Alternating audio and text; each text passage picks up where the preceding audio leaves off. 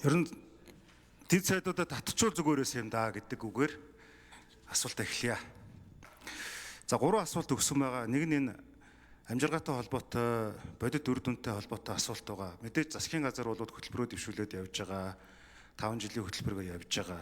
Тэгэхээр одоо шүү дээ ерөөсөө нэг талаас засаг нь бол тоо баримтаа яриад байдаг. Нөгөө талаас сөрөг хүчний асуулт асуугаад байдаг. Бодит амьдрал дээр хүмүүсийн яг нөгөө одоо англиар хэлбэл inclusive economics буюу хүртээмж эдийн засгийн хүний хаалгаар хөрөгчөнд нь амжиргаа болж орж ийн үгүй гэдэг л асуулт байгаа юм.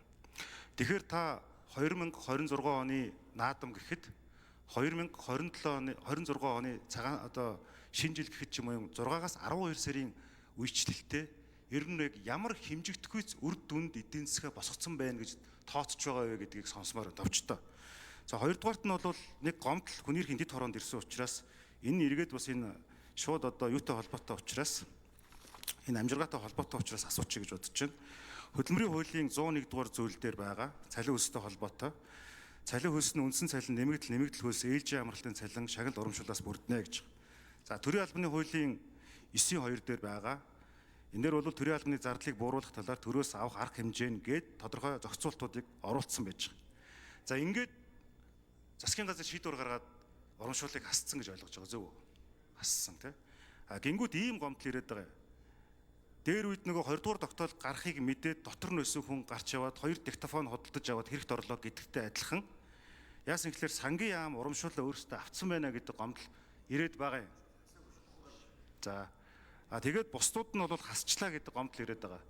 Хүний эрхийн дэд хороон дээр ирж байгаа энэ гомдлыг би уламжилж байна. Ерөнхий сайдаас дээр хариулт авъя. Тэгээ ард маань олон хүмүүс байгаа учраас асуултаа ингээд товчхон тусгач. За би таны асуултанд хариулах 3 асуултаар асууж байна. Та бүхэн нөгөө төрийн хуулийг дагна гэж улсыг хур тангараг өргөдөг тийм үү? Хууль дагах ёстой юу бид? Хуулиа дагаж мөрдөх ёстой юу? Энд чинь одоо мэтгэлцээ юм чи асуулт хариулт явна шүү дээ. Хууль дагаж мөрдөх ёстой юу? Засгийн газрын тухай хуулийн 18 штик 4-д сайдынхон тодорхой үр чиглэл хариуцах дэд сайд байна гэсэн байна.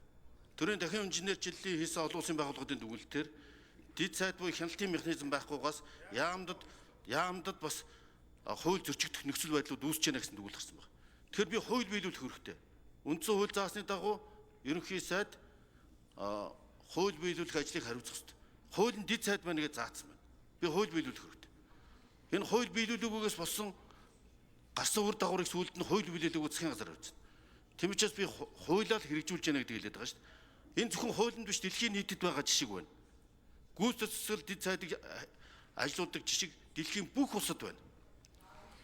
Дэд сайдын ажлыг бол одоо олон салбар нэгжтэй энэ бүх систем салбарыг авч явж байгаа бүх улсад түнтэй төстэй ямар нэгэн байдлаар төрийн наримчгийн дарга парламент хариуцсан төрийн наримчгийн дарга хэдэн 10-аараа дэд сайдууд ажиллаж тухайн яам салбарын ажлууд явж байна. Нийслэл нь янз бүр боловч эрх үүрэг нь дэд сайдын статусаар салбарын бодлогын хэрэгжилт төрийн байгууллагуудын уялдаа холбоо парламенттай харилцааг зохицуулахад чухал үүрэгтэй байна. За ингээд дэлхийн бүх улсуудад байгаа юм манайд хэрэгжээг нь өөрөө юм асуудалтай байна гэдгийг би хэлмээр байгаа. За нөгөө таны сүүлд асуусан асуултуудтай бол зарчим юм санал нэг байна. Энэ дээр ганц асуудал урамшуулал хасаагүй шүү. Эхний 3 удирлын урамшуул олгоцсон. 4-р удирлын урамшууллыг зүгээр даргын үзмжээр урамшуул олгоод байгааг болж миний саяны хэлсэн бүтээмж үр дүнд суурилсан ажлын үнэлгээний үндсэн дээр урамшуул олгодог тогтолцоо хэрэгжиж.